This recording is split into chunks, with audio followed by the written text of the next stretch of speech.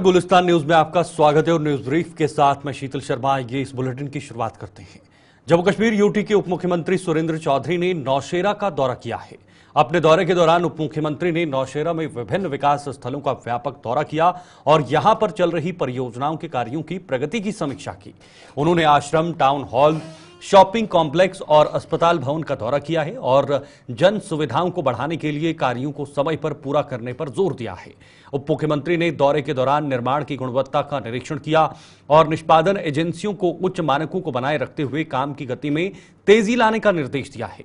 उन्होंने अधिकारियों और स्थानीय लोगों से बातचीत की और क्षेत्र में बुनियादी ढांचे के विकास पर प्रतिक्रिया ली है। अस्पताल भवन की समीक्षा करते हुए उन्होंने लोगों की जरूरतों को पूरा करने के लिए आधुनिक स्वास्थ्य सेवा बुनियादी ढांचे से लैस करने के महत्व पर जोर दिया है।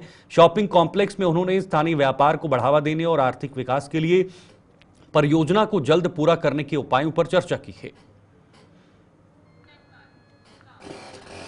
तो वहीं आगे बढ़ते हैं। नियमित करने और बकाया वेतन को मांग को लेकर एक बार फिर जल शक्ति पीएचई के डेली वेजर सरकार के खिलाफ आंदोलन शुरू करने की तैयारी कर रहे हैं। सरकार द्वारा बजट सत्र में डेली वेजरों के नियमित करने को लेकर कोई घोषणा न करने की मायूस डेली वेजरों ने 20 मार्च शाम को काम छोड़ो हड़ताल पर जाने का ऐलान किया है।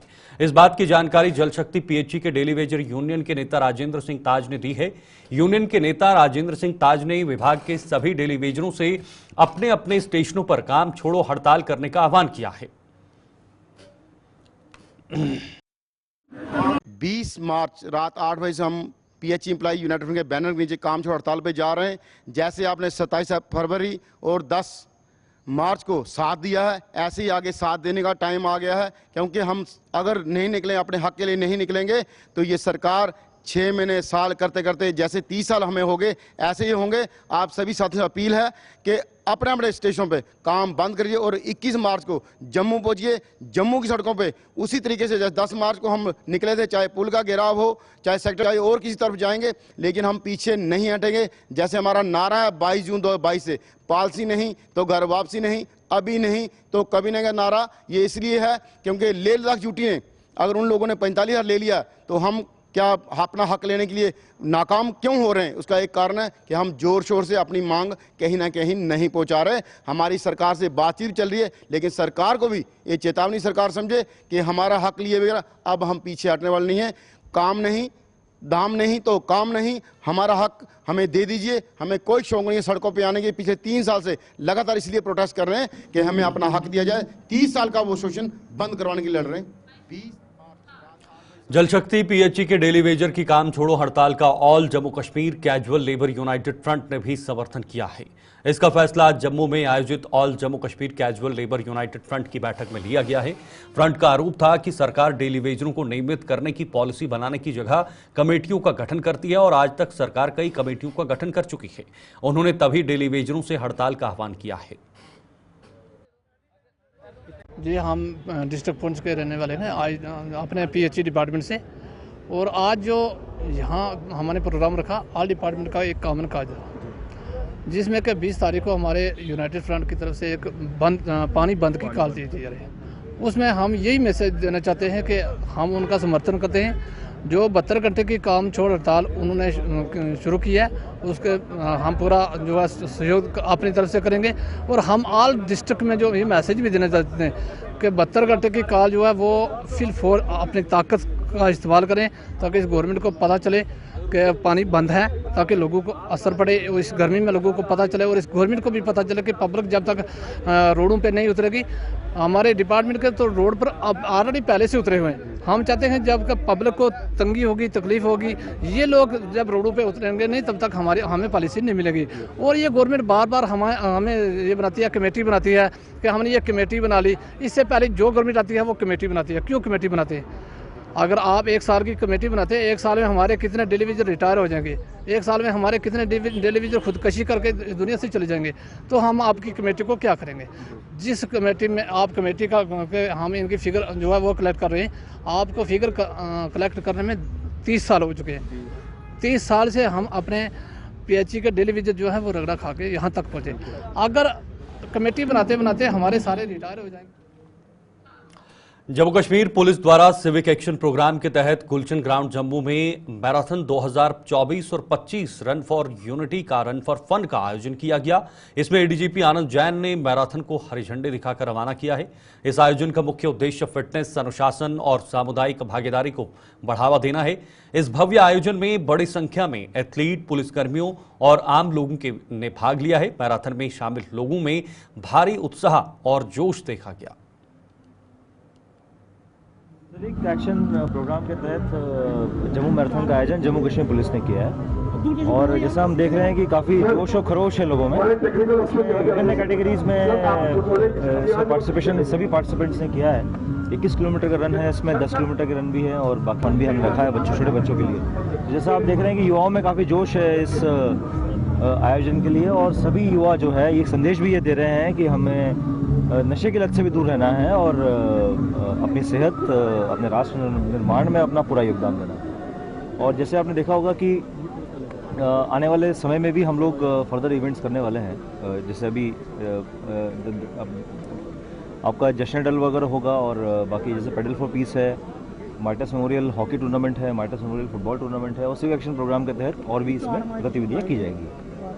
कितने लोग यहाँ पर शामिल हुए हैं और कितने जो इवेंट करीब 3000 के आसपास हमें पार्टिसिपेंट्स आए थे और विभिन्न कैटेगरी में लोगों ने पार्टिसिपेट किया है। जैसे आप देख रहे हैं कि काफ़ी जोश है इसको लेकर। जेके पुलिस ने जम्मू मैराथन ऑर्गेनाइज कराई है तो बहुत अच्छा इनिशिएटिव है और बहुत सारे जंग यूथ आए हैं और लेडीज़ भी आई हैं, यहाँ पर गर्ल्स आई हुई हैं और मैच्योर एज के भी आए हुए हैं। बहुत अच्छा लग रहा है देख के और ऐसे इनिशिएटिव होने चाहिए जिससे एक अपने आप को फिजिकली फिट रहना चाहिए। बल्कि एक मैसेज है कि जो लोग हैं आजकल नशे की तरफ जा रहे हैं, जंगदूत को इससे परे हटके जो इस तरह के जो जम्मू मैराथन जो करवाती हैं, जब कोई भी रेसेस करवाती है उसमें भाग लेना चाहिए ताकि जो भड़के हुए लोग हैं वो भी एक अच्छे एटमॉस्फेयर में आए। और अंत में यही कहना चाहता हूँ कि बहुत अच्छा फील हो रहा है लोगों को देखकर, बहुत ही अच्छा फील हो रहा है जहाँ पर लेडीज़ भी आई हैं और मैच्योर लोग भी आए हुए हैं तो हम भी इसका हिस्सा बने। बहुत खुशी हो रही है, बहुत अच्छा लग रहा है। धन्यवाद। मकसद क्या है इस तरह का? देखो इसकी जो थीम है वो है रन फॉर पीस और रन फॉर फन भी है तो बहुत अच्छा मकसद यही है कि जो लोगों को है फिजिकली फिट रहना चाहिए और ऐसे जो गलत रास्ते पे हटके जो है इस तरह की जो रेसेस हैं उनमें हिस्सा लेना चाहिए। ये जो जम्मू मैराथन हो रहा है ये जे.एंड.के पुलिस द्वारा ऑर्गेनाइज किया गया है। काफ़ी अच्छा इनिशिएटिव है। हर साल जे.एंड.के पुलिस ये इनिशिएटिव लेती है और इसमें काफ़ी जम्मू के यूथ, युवा, बच्चियां, लेडीज़ सब पार्टिसिपेट करते हैं और डिफरेंट कैटेगरीज में ये जो है वो कराई जाती है। जैसे 21 किलोमीटर है, 10 किलोमीटर है, 5 किलोमीटर है और फन के लिए भी करवाई जाती है। डिस्ट्रिक्ट कठुआ से हूँ तो जे मेरा यही मैसेज है, अगर जैसे छोटे छोटे इवेंट होते हैं जी, जैसे आर्मी वाले कराते हैं, हर एक डिपार्टमेंट को मतलब बहुत जरूरी कराने की। अगर हमारा यूथ अगर फिट होगा तभी देश हमारा के हिट होगा। तो हमारा मैसेज यही है कि जितनी मैराथन है इसमें यही है कि यूथ नशे से डाइवर्ट होता है। ये अगर मतलब हर 6 महीने में, साल के 6 महीने में होनी चाहिए जो इवेंट हर एक डिपार्टमेंट कराए तो साल का पता भी नहीं चला। वो यूथ यही मेरा मैसेज है। Today we are competing in 21 kilometers. This program is J&K Police. I am wishing to all my brothers to participate in 21 kilometers further and to compete in this wonderful run. इधर पीर पंजाल क्षेत्र के लोगों ने सरकार से Mughal road को तत्काल खोलने की मांग की है। लोगों के मुताबिक राजौरी और पुंछ के लोगों के पास स्वास्थ्य देखभाल सुविधाओं का अभाव है, जिसके कारण उन्हें बीमारियों का बेहतर इलाज के लिए कश्मीर घाटी या जम्मू जाना पड़ता है। उन्होंने कहा कि राजौरी और पुंछ के लोगों के लिए सुचारू होना बेहद जरूरी है। लोगों से उमर सरकार से इस मामले को गंभीरता से लेने और मुगल रोड पर जल्द खोलने की मांग की है। तो फिलहाल मुगल रोड को खोलने की मांग की है, सरकार से ये मांग की गई है। और इसी पर हमारे साथ इस वक्त आकाश मलिक संवाददाता हमारे साथ जुड़े हुए हैं। आकाश, क्या जानकारी है? आकाश फोन लाइन पर है, सुन रहे हैं आकाश आप? हाँ जी बताइए। मैं आपको बताता चलूं, तारीखी मुगल शाहरा जो है ट्रैफिक की आमदोरफ्त के लिए साल में 6 महीने के लिए बंद रखी जाती है, क्योंकि इस पीर पंजाल के अपर चीज में हैवी स्नोफॉल हो रही है, जिसको लेके मुगल शाहरा को ट्रैफिक की आमदोरफ्त के लिए डिप्टी कमिश्नर पुंछ की तरफ से हाल ही में जो है एक ऑर्डर पास किया गया, जिसमें लिखा था कि शाहरा को ट्रैफिक की आमदोरफ्त के लिए बंद कर दिया गया। खराब मौसम को लेके जो है इस वक्त भी 6 से सोर्सेज के हवाले से खबर आ रही है 6 फीट स्नोफॉल जो है मुगल रोड टुवर्ड्स पीर गली के मकाम पे रिकॉर्ड की गई है, जिस तरीके से सोर्सेज के हवाले से खबर आया। तो अभी भी जो है पीर पंजाल के लोगों ने मांग की है कि शाहरा पर जो है काम जो है आज से ही शुरू किया जाए क्लियरेंस का, क्योंकि मौसम में थोड़ी सी तब्दीली जरूर आई है। जिस तरह मौसम विभाग की तरफ से आने वाले 4 या 5 दिनों तक जो है मौसम में थोड़ी सी तब्दीली है, मौसम साफ है, लेकिन पीर पंजाल के लोगों की ये डिमांड है कि इस शाहरा को जल्द से जल्द ट्रैफिक के लिए बहाल किया जाए। जी, कितनी दिक्कतें लोगों को वहां पर हो रही हैं और इसके खुलने से कितने लोगों को ये सहूलियत प्राप्त होगी वहां पर? सवाल से बताऊं, मेडिकल फैसिलिटी के हवाले से बात करें, सबसे पहले जो है मेडिकल फैसिलिटी के हवाले से लोग ज्यादातर श्रीनगर सफर करते हैं, क्योंकि अगर वो यहाँ से जम्मू जाएं, जम्मू का सफर लंबा है, श्रीनगर 80 या 82 या 84 किलोमीटर में श्रीनगर पहुंचते हैं, लोगों को काफी सहूलियत मिलती है इसमें। उसके साथ साथ आने वाले वक्त में ईद का त्यौहार है, कुछ लोग जिस तरीके से श्रीनगर के डॉक्टर्स पीर पंजाल के इलाकों में और पीर पंजाल के लोग जो है श्रीनगर में, तो वहां से घर आने में भी काफी दिक्कत का सामना करना पड़ता है। यहाँ पे सबसे बड़ी बात है कि पिछले साल जब नितिन गडकरी का जम्मू का दौरा था, उन्होंने उस दौरे में कहा था कि टनल का काम जल्द से जल्द शुरू किया जाएगा। जम्मू से लेकर पुंछ तक 3 से 4 टनल बने, कुछ का काम शुरू हुआ, कुछ आने वाले 1 या 2 महीने बाद शुरू भी किए जाएंगे। लेकिन ये पीर पंजाल का जो मुगल रोड का टनल है, ये जो रजौरी मुगल रोड है, ये रजौरी पुंछ की एक शाहराह मानी जाती है। लेकिन इस वक्त भी जो है इस शाहराह पर लोग विजिट नहीं कर सकते, क्योंकि खराब मौसम की वजह से जिस तरीके से स्नोफॉल हुआ था, अगर यहाँ पे टनल बना होता तो ये शाहराह जो 12 महीने तक चलती रहती। जी बिल्कुल। तो अभी क्या स्टेटस है आकाश इस रोड का, क्या वहां पर सिचुएशंस हैं और क्या अगर प्रशासन वहां पर इस रोड को खोलने का काम करती है तो कितना समय लग सकता है? शीतल, जिस तरीके से अगर प्रशासन अगर पूरी तरीके से सुबह से लेकर शाम तक इस शाहराह पर काम करे, तो जिस तरीके से हमने बीआरओ के एक सीनियर ऑफिसर से बात की थी, क्योंकि पहले ये रोड जो है मुगल रोड डिपार्टमेंट के पीडब्ल्यूडी डिपार्टमेंट के अंदर आती थी, अब इसको जो है बीआरओ के हैंडओवर कर दिया गया है। हालांकि बीआरओ की मशीनरी ग्राउंड पे है। बीआरओ के किस सीनियर ऑफिसर से बात हुई थी, उनका साफ लफ्जों में कहना है कि जो ही जो है डिस्ट्रिक्ट एडमिनिस्ट्रेशन की तरफ से कोई ग्रीन सिग्नल पास होगा, उनकी तरफ से कहा जाएगा क्लियरेंस का काम शुरू किया जाए, तो हम क्लियरेंस का काम शुरू कर देंगे। जिस तरीके से आपने पूछा कि कितना समय लग सकता है, अगर कंटिन्यूसली काम हो 2 या 3 दिन में शाहराह को जो है टुवर्ड्स पीर गली तक जो है क्लियर किया जा सकता है। जी शीतल, लेकिन आकाश एक चिंता का विषय यह भी है कि मौसम विभाग ने पूरा अनुमान भी जताया है और पहले अभी तक जो भी पूरा अनुमान मौसम की तरफ से लगाया गया है वो भी सच साबित हुआ है। मौसम अभी भी खराब है और होने की संभावना है। क्या यही वजह है कि ये अभी प्रशासन हरी झंडे दिखाने के लिए अभी पीछे है इस रोड को खोलने के लिए?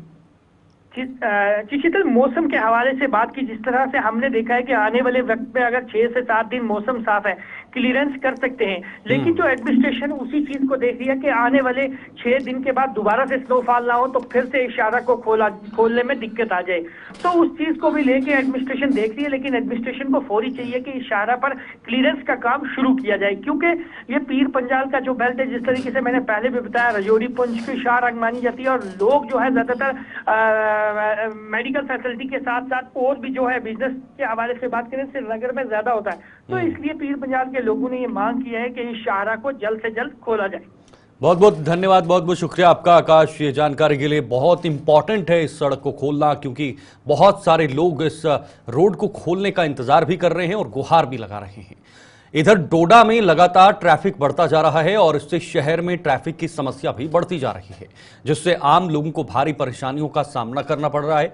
शहर की ट्रैफिक व्यवस्था को सुचारू करने और ट्रैफिक नियमों का उल्लंघन करने वालों के खिलाफ जिला पुलिस और ट्रैफिक पुलिस ने बड़े पैमाने पर चेकिंग अभियान शुरू किया है। इस अभियान के तहत पुलिस द्वारा जगह जगह पर नाके लगाकर वाहनों की चेकिंग की जा रही है। तो डोडा एक ऐसा शहर है जहां पर ट्रैफिक व्यवस्था को लेकर लगातार सवाल खड़े होते हैं और खास तौर पर जो नियमों का उल्लंघन करते हैं उसके खिलाफ भी कार्रवाइयां होती हैं। ट्रैफिक एक तरफ से बढ़ता जा रहा है, शहर में ट्रैफिक की समस्या भी बढ़ती जा रही है, लेकिन लोगों को परेशानियों का सामना भी करना पड़ रहा है। वसीम गत्तू डोडा से हमारे संवाददाता जुड़े हुए हैं। वसीम, ट्रैफिक को लेकर हम निरंतर बात करते आ रहे हैं और ये जो ट्रैफिक की व्यवस्था है डोडा के अंदर, वो बिल्कुल भी सुधरती हुई नजर नहीं आ रही है, वैसी की वैसी है। जरा अपडेट से बताइएगा।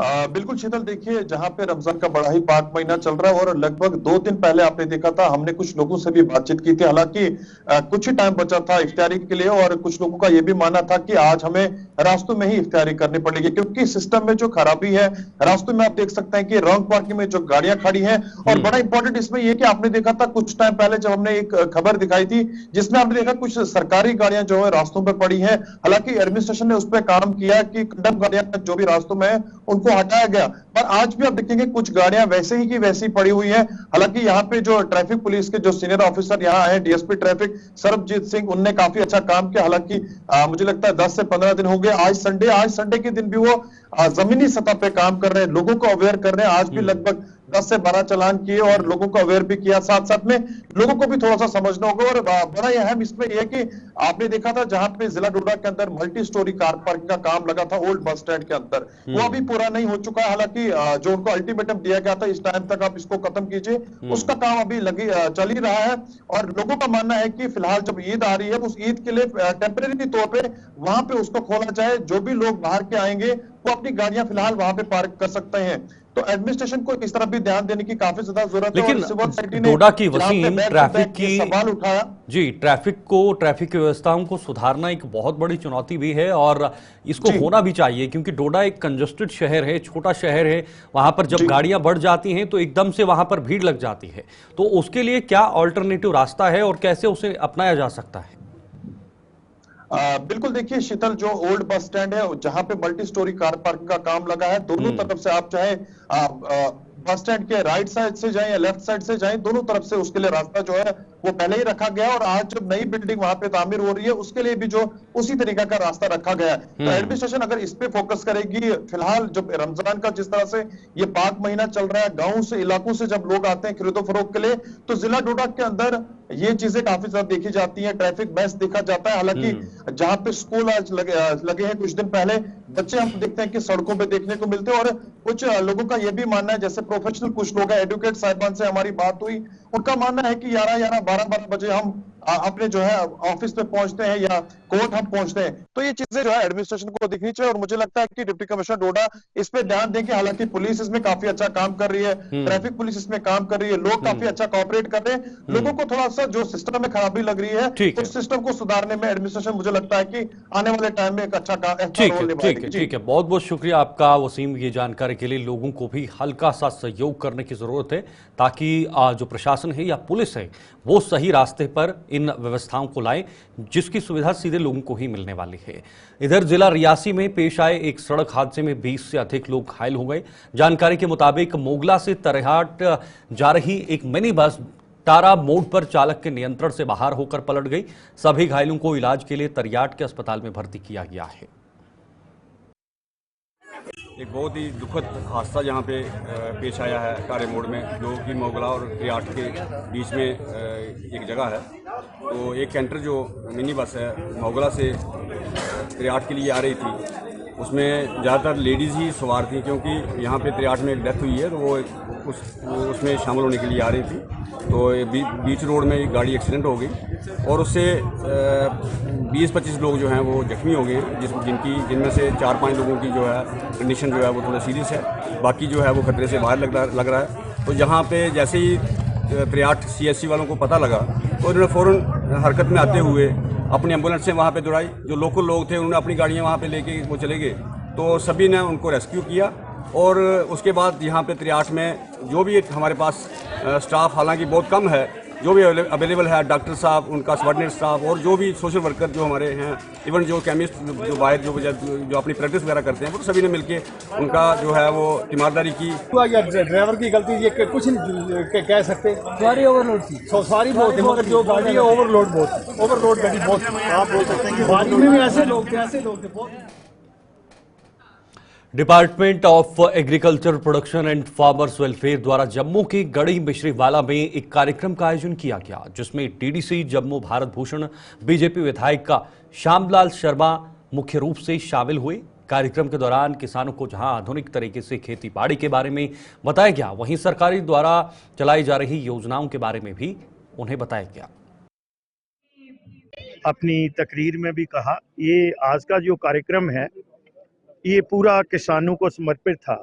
और ये जो हमारा जिस विलेज में हो रहा है ये ऑर्गेनिक विलेज है, और किसानों को अवेयर करने के लिए और जो गवर्नमेंट ऑफ इंडिया की आदरणीय मोदी जी की जितनी भी स्कीम्स हैं वो लोगों तक पहुंचे, और ख़ास तक किसानों के लिए और गरीब लोग जो हैं, पिछड़े हुए तबके के लोग हैं। तो इसीलिए हमने इसको इस पंचायत को चुना। अगर जहाँ पे आप संख्या देखा जाएगा तो यहाँ डिप्राइव क्लास के लोग ज़्यादा रहते हैं। तो आज उसी सिलसिले में था कि लोगों को एजुकेट करें। एक तो मल्टी क्रॉप का सिस्टम, एक फसल पे डिपेंड नहीं रहे। फिर आपने देखा कि मिलेट का जो है उसको हमने 2047 तक जो है बीट, कनक और जो हमारी मुंजी है जिसको हम पैडी कहते हैं, तो वो फसलें दोनों, एक तो उनको खाने से diabetic, high blood pressure, cancer, जब सारी चीज़ें जो हैं वो हो रही हैं। तो उसी सिलसिले में आज किसानों को जागरूक करने के लिए और जो स्कीम्स आ रही हैं, चाहे वो डेयरी की स्कीम हो या दूसरी स्कीम्स हो, मैंने अभी आपको ये भी बताया कि सोलर का चल रहा है, प्राइम मिनिस्टर मुफ्त बिजली घर योजना जो है वो लोगों तक पहुँचे। हमारे लोग सिर्फ रह गए हैं प्राइम मिनिस्टर आवास योजना या पेंशन तक। 140 स्कीम है गरीबों के लिए जो आदरणीय मोदी जी की सरकार है। मुझे लगता है कि अगर हम अपनी जनता जनार्दन को उसके लिए सचेत करेंगे तो कोई भी आदमी उससे वंचित नहीं रह सकता है। कठवा में विश्व हिंदू परिषद की 2 दिवसीय अर्धवार्षिक बैठक कठवा श्री रघुनाथ मंदिर में संपन्न हुई। 2 दिन चली अर्धवार्षिक बैठक में विश्व हिंदू परिषद के सभी 20 जिलों के सभी आयामों के प्रमुख उपस्थित रहे। बैठक में विश्व हिंदू परिषद के राष्ट्रीय महामंत्री बजरंग लाल बांगड़ा, उत्तर क्षेत्र संगठन मंत्री मुकेश विनायक, विश्व हिंदू परिषद के प्रांत अध्यक्ष राजेश और अभिषेक गुप्ता शामिल रहे। बैठक में वीएचपी द्वारा किए जाने वाले कार्यों की समीक्षा की गई और आगामी कार्यों की जानकारी भी दी गई। इसमें मंदिरों का एक विषय है कि जो मंदिर सरकार के नियंत्रण में हैं, उन मंदिरों का जो धन है, उसकी संपत्ति और उसके आय का दुरुपयोग सरकारी योजनाओं में होता है या हिंदू धर्म के अलावा अन्य धर्म के लोगों को सहायता देने में किया जाता है।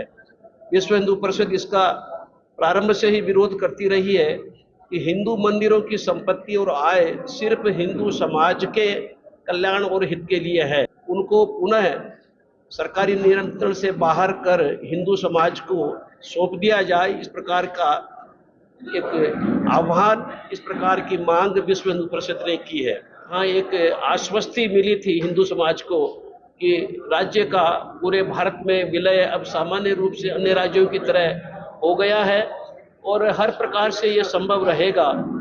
तो ठीक भी चल रहा है। पिछले 2-3 वर्षों में बड़े सकारात्मक कदम उठाए हैं सरकार ने भी, समाज ने भी उसका अच्छा प्रतिसाद दिया है।